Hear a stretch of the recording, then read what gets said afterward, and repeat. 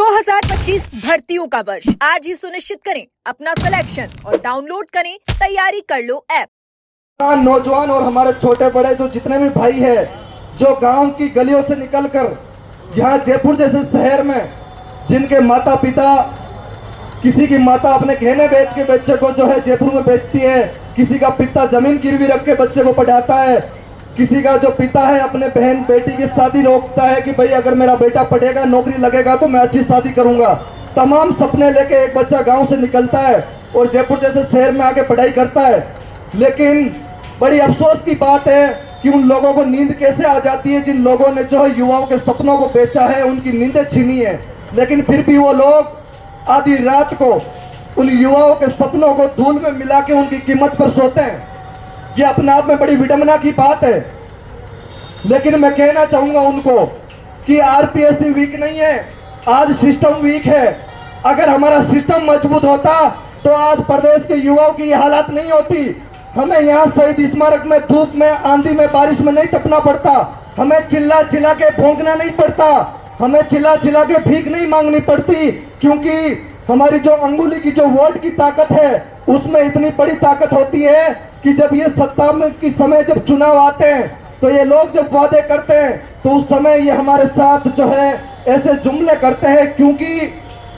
साथियों लगातार जब से अपना भारत देश आजाद हुआ है तब से केवल और केवल दो ही पार्टियां बनी हैं। किसी तीसरी पार्टी ने जो है इनको झुकाने के लिए, इनको कमजोर करने के लिए आवाज नहीं उठाई थी। लेकिन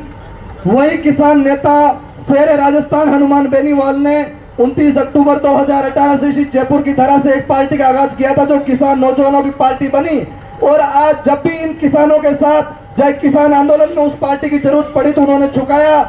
जब आज राजस्थान के युवाओं को जरूरत पड़ी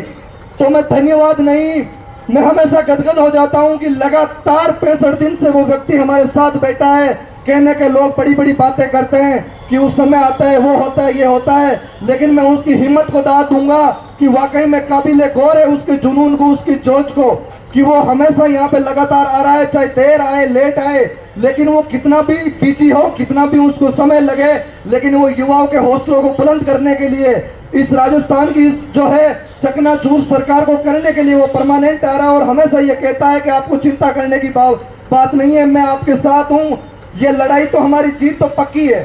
क्योंकि अपन ने लड़ाई ऐसी लड़ी है कि हारना तो अपन ने सीखा नहीं है, जीत इसमें जरूर है। वक्त जरूर लंबा लग सकता है, लेकिन जो लड़ा नहीं है उसके लिए तो क्या वक्त करेगा, जो लड़ा है उसके लिए वक्त की कोई बात नहीं होती। साथियों, 35 दिन पहले पेपर लीक होना और आरपीएससी के अंदर ही बैठे वो लोग जिन्होंने अपने बेटे बेटी सहित पेपर दिया, हमारी गलती ये है कि हमारे पिताजी आरपीएससी में मेंबर नहीं थे। हमारी गलती ये है कि हमारे पिताजी बुद्धि प्रकाश जैसे नहीं थे जिन्होंने अपने बेटे की वर्दी के लिए जो है 10-10 लाख रुपए दे के पेपर लिए। हमारे पिताजी एक किसान है, हमारे पिताजी खेतिहर है जो दिन और रात तपती धूप में और सर्द रातों में मेहनत करके हमें पढ़ाते हैं। जब हमने जो है सपना देखा था पढ़ाई का, हमें कोई शौक नहीं है जयपुर जैसे शहर में आते, अगर हमें शौक होता तो हम जयपुर नहीं आउट ऑफ कंट्री जाते, हम वहाँ ऐश मौज करते अगर हमारे माँ बाप के पास पैसा होता। आज जो यहाँ आके जो बच्चा तैयारी करता है उसको पता होता है कि जयपुर जैसे शहर में रहना, एक बंद कमरे में रहना, एक बंद लाइब्रेरी में रह के पढ़ना, इन चकाचौंध भरी दुनिया से, इन भौतिक सुख सुविधाओं से परे हटके कैसे एक युवा जो है अपने सपनों को संजोने के लिए, क्योंकि एक युवा एक वक्त की रोटी भूखा नहीं रह सकता, लेकिन उसके पीछे बैठे वो माँ बाप 2 वक्त की रोटी भी नसीब नहीं होते। अगर उसका बच्चा फोन करता है कि पिताजी आज मुझे पैसे चाहिए,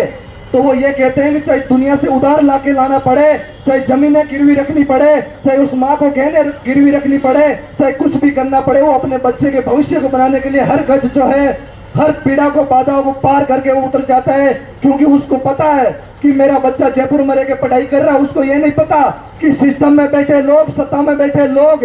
जो है उनके बच्चों के भविष्य को तो पहले ही लीक कर रहे हैं। क्योंकि सरकारों को पता है,